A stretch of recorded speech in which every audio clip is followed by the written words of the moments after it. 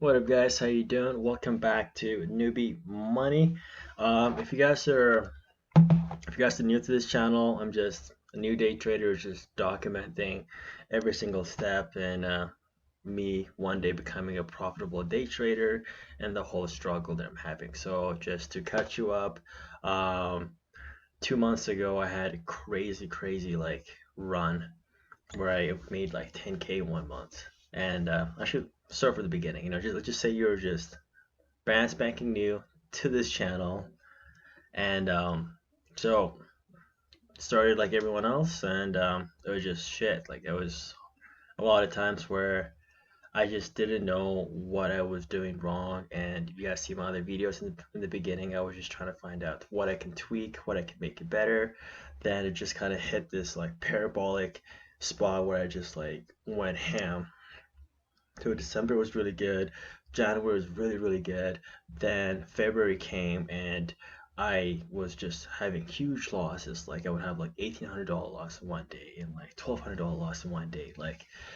And I was just like, man, that's crazy. Like I don't know why I'm even having that because I'm just so new to this whole market, right? So then at the end of February, I released a video saying my whole recovery plan to get out of it, and it was just me really just dissecting the whole fact that day trading is fucking risky. It's a tough game out there, and so a lot of that was just trying to be green for March, just trying to be green, and so far so good. But it's a lot harder than I thought because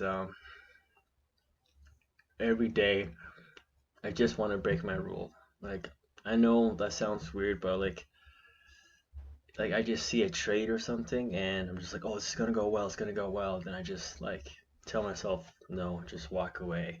And like some of them go very well, some of them don't.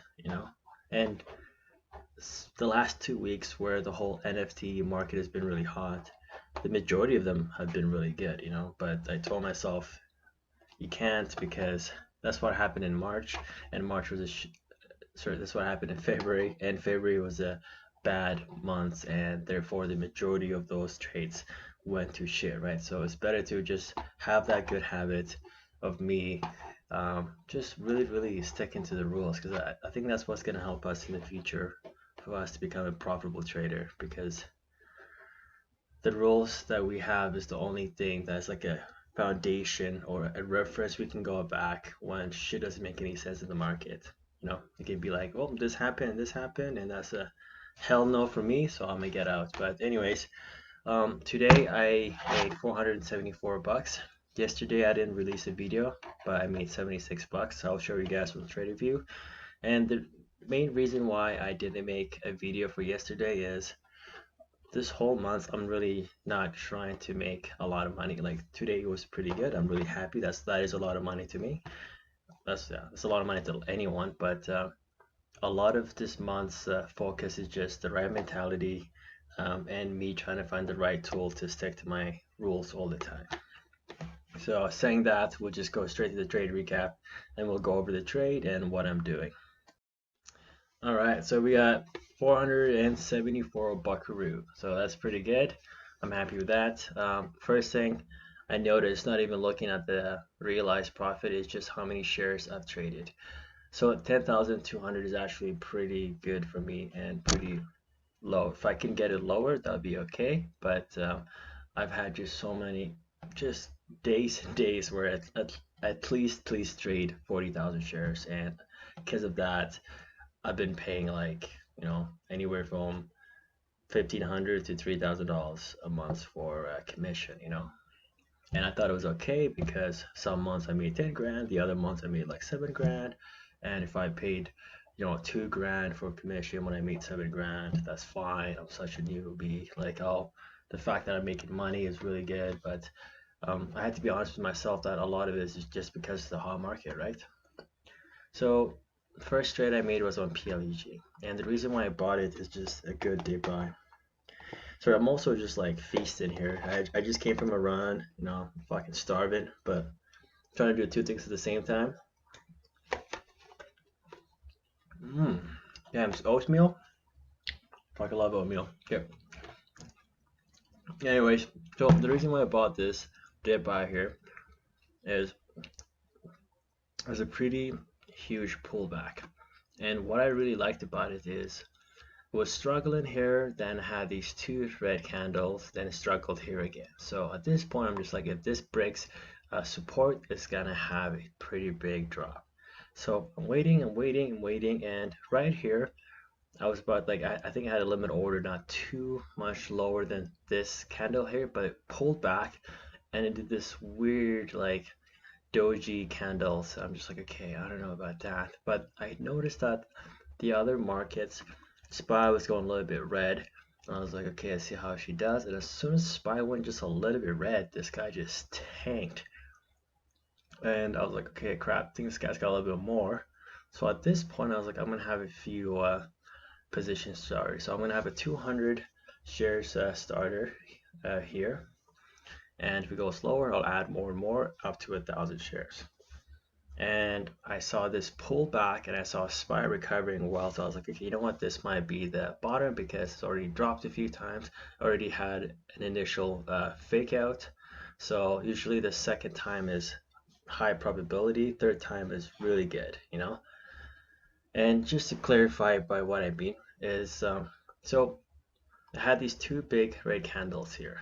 And at this time, it's already dropped quite a bit, you know, since the open. And right here, people bought the dip, then a huge red candle, and another one came, right? So this is pretty much like, you can even say this is the third one because this is could have been the first dip buy, then that got rejected, went down, broke support. This one could have been the second dip buy, got rejected, and went down. So on the third one, I am more than happy to enter a position, you know, and the one that I had here, 200, which is my entry. So and I had a bid down, and I think I had. So what I like to do is I set my limits, just like put one here at 35.73. I have another one on like 35.58. Then I have like a little bit lower and lower and lower. Then I have to like up to 1,000 shares. Then I leave like 200 more shares just in case if I gotta add a little more. So when this got filled and I saw that SPY was bouncing back, and I'm like, this is a good chance that this might be the bottom. So I bought 300 more here, but I didn't want to add more. I could have bought 700, but just in case if this is another fake out, if I put 700 shares in, plus my 200 on 900 shares, I don't have too much more wiggle room to average down. Right? So I put 500 and I felt comfortable with it. And as it went up, I just sold and just literally held it for 3 minutes. And I'm just scalping these high probable price action within the market. That's pretty much is my strategy. And I just found that to be the most reliable right now. So next trade was HOFV. So HOFV literally got in here, and when I saw this huge green candle, I was like, I'm just gonna wait for it to go down a little bit and I'll enter. And I just like added, then sold the majority of it up here. Then when it started breaking, and I noticed that so right here, what really helped me to get out quickly here, especially while there was a huge dumpage, is I just noticed that there was a huge bid order, and like 3/4 of that just got bought, just like that. And I'm like, you know what? Fuck it. I already have such a good, like I was up like, if I sold all of my shares at the top, I would have probably been up $120 on that trade. And I just left the others because I want to see how far it goes. But as soon as it pulled back, and as soon as I saw that the bid just absolutely got like wrecked, and 3/4 of it got bought, I'm like, you know what? This is a HOVO is a low float stock. It can move a lot, right? So I was like, fuck it, I'm gonna sell. So level 2 is huge, guys, like huge. It's almost like a way to see in the future, you know? Still an indicator, like you're still not gonna still get faked out hard by level 2s, but it's just really useful to see the relationship on the level 2 and also see the relationship how the price action is forming on the candlestick. All right, APTO. That's where we got the majority of the money. APTO. So just simple. And you see, I'm not holding too long either. Like,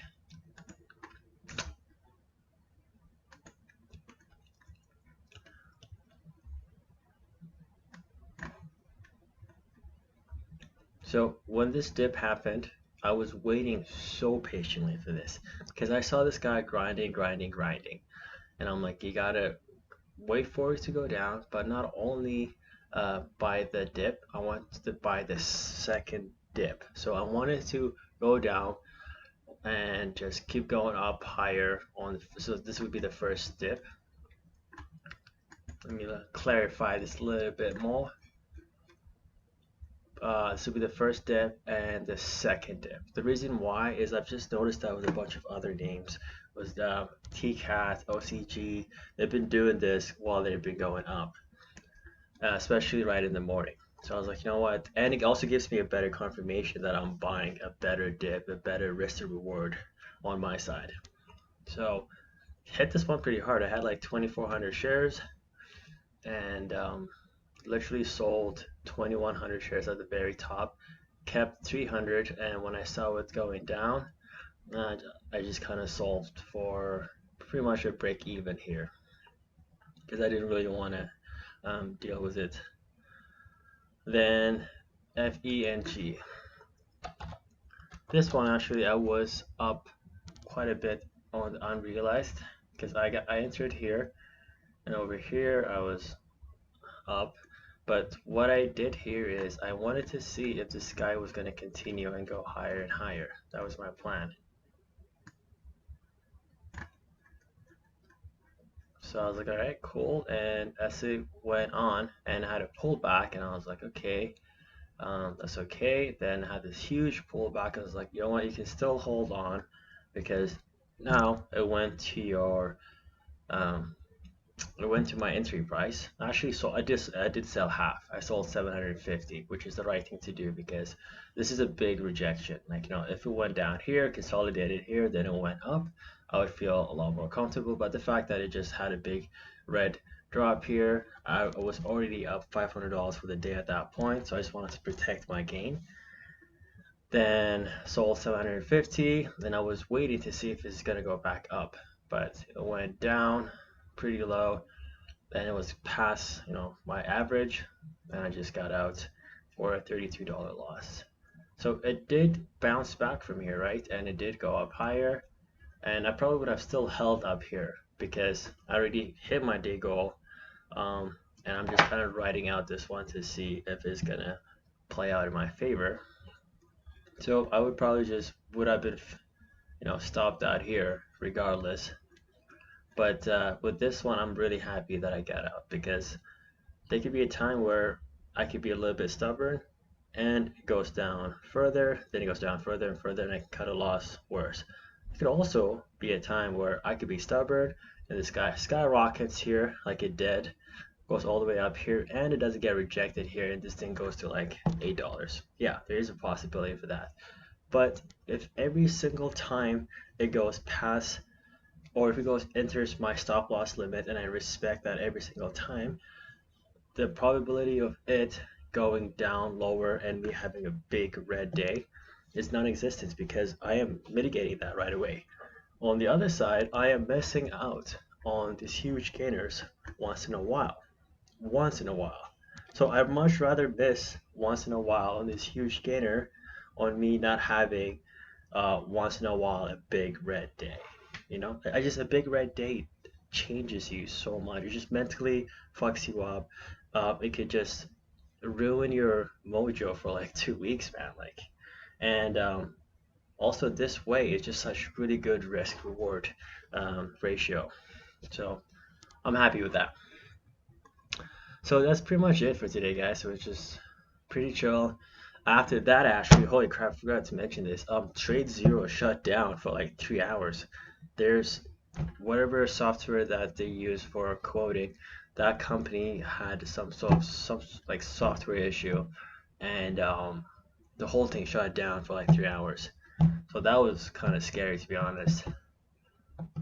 But hopefully my money's safe. But yeah, another thing I want to talk about is I'm doing a lot of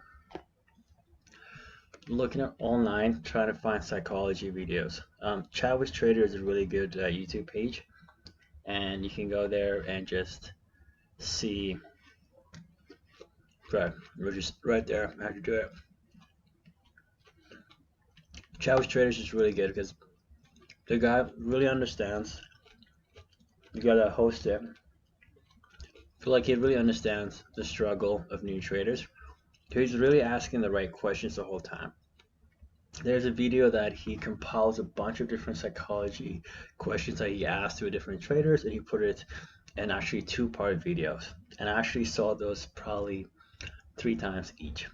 And I've been watching as many single psychology video, risk management videos as I can find on YouTube. And I can just even write them down where I have a piece of notebook, and when I see something that's really good, I'll write it down.